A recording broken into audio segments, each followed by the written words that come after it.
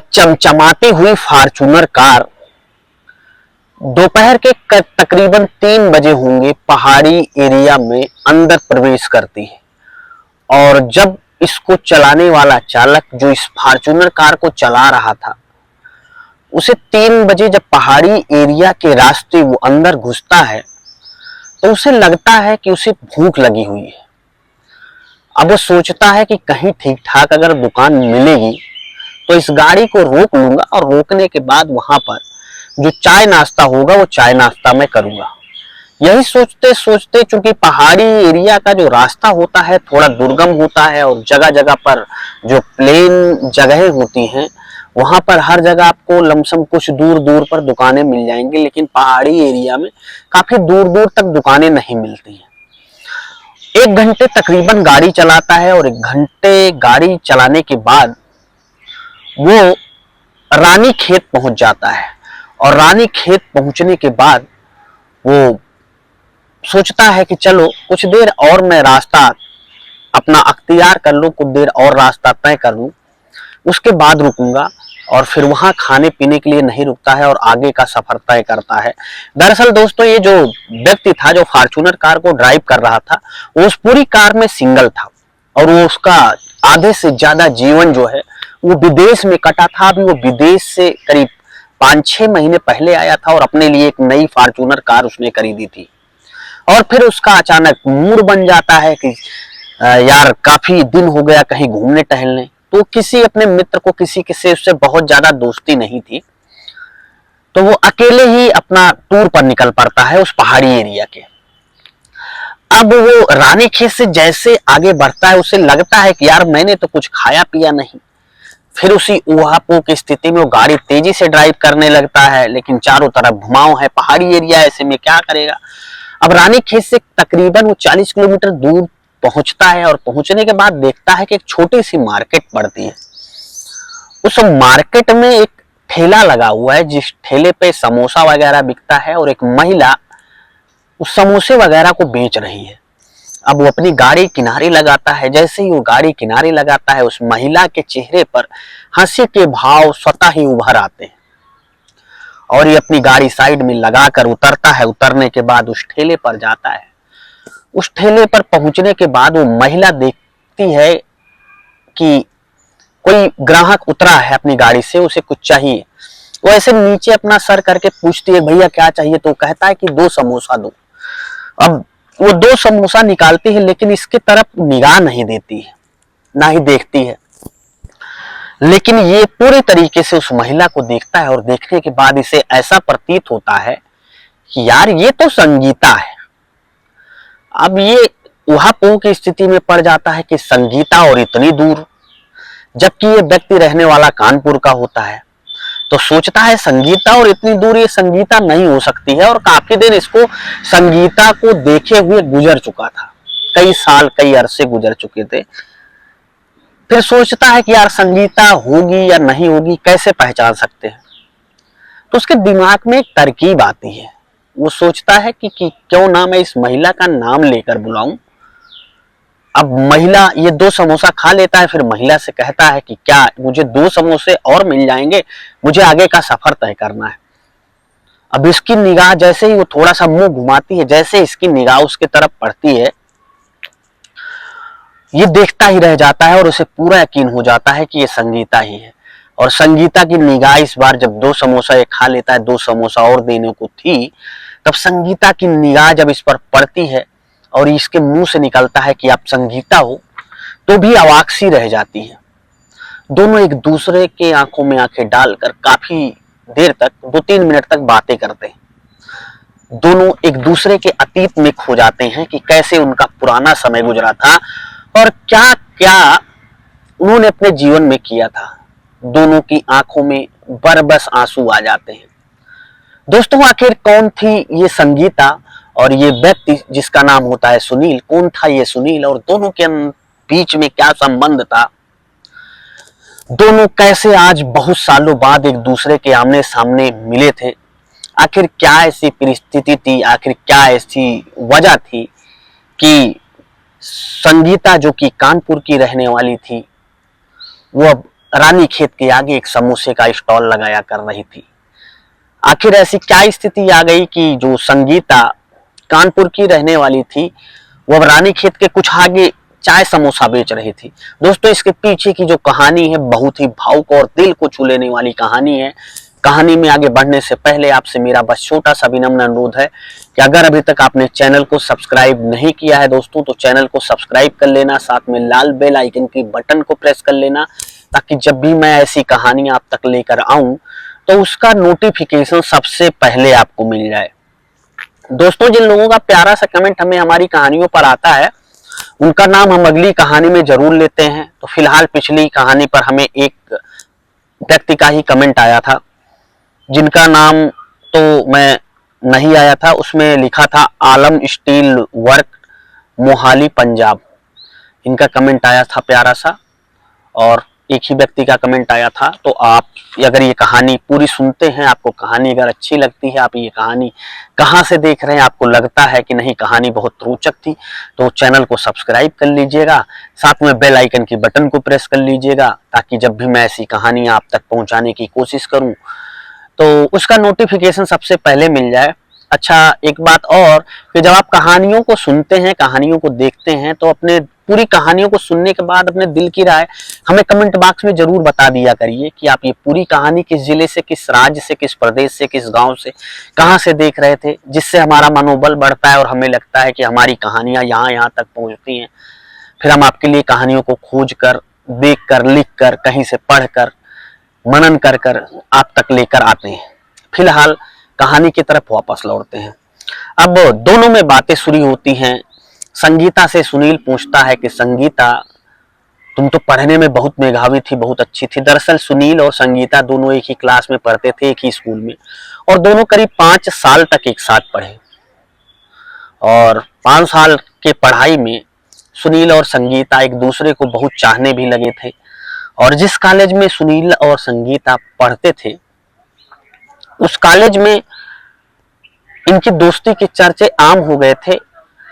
एक दिन क्या हुआ कि क्लास के दौरान सुनील ने एक लव लेटर लिखकर संगीता की कॉपी में डाल दिया, और उसके बाद संगीता की एक सहेली सुमन ने वो कॉपी जब संगीता से मांगी तो संगीता ने उसको कॉपी दी, और सुमन ने जब वो कॉपी खोली तो संगीता से कहा कि तुम ये सब काम करती हो, और उसने और लड़कियों को भी बता दिया। और लड़कियों को बताने के बाद ये बात पूरी तरह से पूरे स्कूल में गूंज गई, और संगीता ने क्लास टीचर के सामने कबूल किया कि हाँ सर, पता नहीं किसने रख दिया है। अब क्लास टीचर ने सभी स्कूल के जो बच्चे थे, जो क्लास के बच्चे थे, उनका हैंडराइटिंग टेस्ट लिया। हालांकि सबका जो विश्वास था कि ये लेटर कोई और नहीं डाल सकता है, सुनील ही डाल सकता है, सुनील के ऊपर ब्लेम आया। लेकिन सुनील पकड़ा नहीं गया, सुनील छूट गया। तो उस बात की चर्चा होने लगी। तब संगीता ने कहा कि याद है तुमने मेरे उसमें लेटर डाल दिया था। तो वो कहता है सुनील कि हाँ, मैंने लेटर डाला था, लेकिन मेरी इतनी भी गलती नहीं थी जितना मुझे बदनाम किया गया। खैर, दोनों का जो है आपस में बातचीत होने लगती है। सुनील संगीता से पूछता है कि संगीता, तुम तो एक अच्छी खासी लड़की थी, तुम्हारे घर वाले भी बहुत अच्छे खासे थे, सब कुछ ठीक ठाक था, ऐसी क्या बात हो गई जो तुम रोड के किनारे अब एक समोसा और चाय का इस तरीके से ठेला लगा रही हो? तुम्हारे चेहरे पर जो चमक पहले देखने में थी, वो चमक बहुत दूर दूर हो गई है, वो चमक अब नहीं दिख रही है। कृपया अपने बारे में पूरा बताओ। तुम तो कहती थी कि तुम्हारी शादी जहां पर हुई है, तुम्हारे पति बहुत ही ज्यादा धनाढ्य है, बहुत ही ज्यादा अमीर है, आखिर कहाँ है वो? अब संगीता के आंखों में आंसू आ जाता है, और संगीता सुनील से कहती है कि मैं जो कह रही थी वो 100% सही कह रही थी। जब तक मेरे पति थे, वास्तव में बहुत अमीर थी, लेकिन 3-4 साल पहले मेरे पति का स्वर्गवास हो गया, और मेरे पति अब इस दुनिया में नहीं है। उसके बाद क्या था, जो मेरे देवर लोग थे, उन लोगों ने मुझे घर से निकालना शुरू किया। फिर मेरे ससुर जी और सासू माँ भी चली गई। अचानक फिर घर में मुझे हिस्सा देके मुझे अलग कर दिया गया। मेरे पास एक संतान है, एक बेटा है जो करीब अब 8 साल का हो चुका है, वो स्कूल पढ़ने गया है। और उसकी आजीविका और उसका जीवन चलाने के लिए मुझे ये सब करना पड़ा। खैर कोई बात नहीं, मैं कोई गलत काम तो नहीं कर रही हूँ और ये गलत काम की श्रेणी में आता भी नहीं। तब सुनील कहता है कि हाँ बिल्कुल सही कह रही हो, कमा के खाने में, मेहनत करके खाने में कौन सा गुनाह, और कोई काम छोटा बड़ा नहीं होता। संगीता, बातें होने लगती है। अब संगीता सुनील से पूछती है कि क्या तुमने शादी की, तुम तो विदेश गए थे। तो कहता है कि हाँ मैं विदेश गया था और संगीता मैंने अभी तक शादी नहीं की। वो पूछती है कि तुमने अभी तक शादी क्यों नहीं की। तो वो कहता है कि मुझे जिससे प्यार हुआ था उसने किसी दूसरे से शादी कर ली, और तुम्हें पता है आदमी को सच्चा प्यार जीवन में एक बार होता है, और वो प्यार मुझे तुमसे हुआ था और तुमने मुझसे शादी नहीं की। और मैंने उसी समय प्रण कर लिया था कि अब चाहे जो हो, चाहे जैसे हो, जिंदगी चाहे जैसे गुजरे, लेकिन मैं तुम्हारे अगर शादी कर ली। मुझे याद है तुम्हें कि तुम्हारी जब शादी हुई थी उस दौरान मैं विदेश में था, बहुत मेहनत, बहुत परिश्रम करके बहुत अच्छे पैसे बना रहा था, बहुत अच्छे पैसे कमा रहा था। मुझे पूर्ण रूप से उम्मीद थी कि मैं जब घर लौटूंगा, मैं वापस आऊंगा विदेश से लौटकर, तो तुम्हारे पिताजी ये देखकर खुश होंगे कि जहां मुझे अपनी बिटिया की शादी करनी है वो एक ठीक ठाक इंसान है, कमाने वाला इंसान है। लेकिन जब मैं विदेश से वापस लौटता हूं तो मुझे मेरे कुछ दोस्तों द्वारा बताया जाता है कि तुम्हारी शादी जो है वो हो चुकी है। अब मैं मरता क्या न करता, मेरे पास कोई चारा नहीं था। उसके बाद तुमने भी बात करना और बोलना, बतियाना सब कुछ बंद कर दिया। फिर मैं धीरे धीरे, मेरे घर वाले मेरे ऊपर प्रेशर बनाने लगे कि तुम अच्छा खासा कमा भी लेते हो और सब कुछ ठीक ठाक है, अब तुम जो है वो ऐसा करो कि शादी कर लो। लेकिन मेरा दिल तुमसे लग चुका था और फिर मेरा मन नहीं कर रहा था मैं किसी और से शादी करूं। लड़कियां तुमसे कई गुना अच्छी, कई गुना सुंदर, कई गुना पढ़ी लिखी आई, लेकिन मेरा दिल जो है वो नहीं माना और मैंने अंततः शादी नहीं की। अब संगीता भी, उसके आंखों में आंसू आ जाते हैं। वो सोचती है कि इंसान जो प्यार सच्चा होता है, सच्चा प्रेमी ऐसा ही होता है, लेकिन अब कर भी क्या सकती थी, उसकी भी शादी हो चुकी थी। अब सुनिए, संगीता से एक बात कहता है कि क्या संगीता अब तुम मेरी हो सकती हो। संगीता कहती है कि अब मैं कैसे बताऊं कि मैं तुम्हारी हो सकती हूं। मेरे इस दुनिया में अब मेरे बेटे के अलावा और मेरा कोई नहीं है, दो ही लोग हैं टोटल बस, और कोई नहीं है, और किसी से मुझे पूछना भी नहीं है। बेटा शाम को आ जाए, मैं पूछती हूं उससे, अगर वो कहेगा तो ठीक है। अब सुनील कहता है कि ठीक है, तुम बेटे से पूछ लेना और मेरा ये नंबर है, तुम मुझे शाम को बता देना। अब शाम को उसका बेटा जैसे ही आता है वो सारी बातें बताती है अपने बेटे से। बेटा भी कहता है कि मम्मा ठीक है, कोई बात नहीं, हम उनके साथ रह लेंगे, अंकल के साथ रह लेंगे।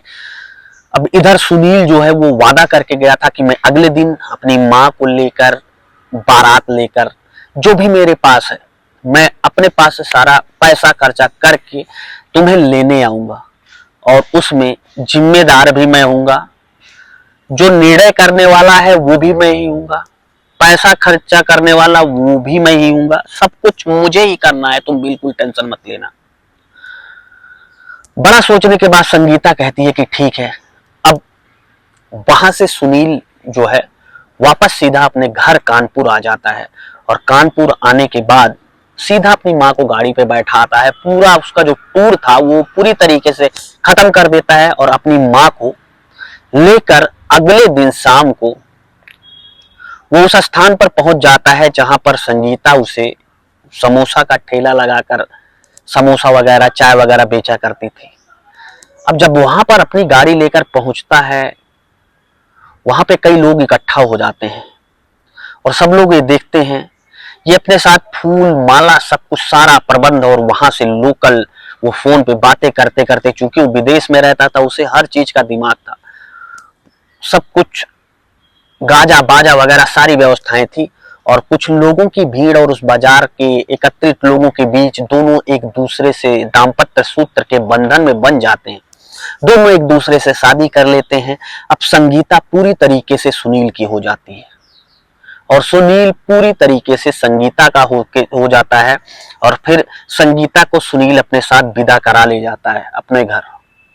दोनों का प्यार, जो एक समय ऐसा लगा था सुनील को कि उसका प्यार जो है वो किसी दूसरे का हो गया है, आज समय ने फिर करवट ली।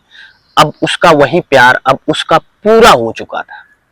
दोस्तों, कहते हैं कि कई बार अक्सर जो सच्चा प्रेम होता है वो मिलता नहीं है, और कई बार जीवन में ऐसा होता है कि जब सच्चा प्रेम किसी से होता है तो किसी न किसी बहाने से ऊपर वाला उसे मिलाता जरूर है। दोस्तों, ये थी आज की पूरी कहानी। उम्मीद है पूरी कहानी आपको समझ में जरूर आई होगी।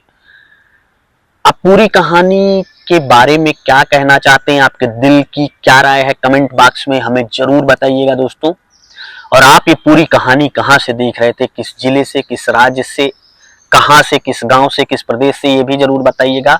आपका सुनील और संगीता के बारे में क्या कहना है ये भी हमें बताइएगा। मिलता हूं ऐसी एक नई दिल को छू लेने वाली कहानी के साथ आपको जल्दी। तक के लिए जय हिंद, वंदे मातरम।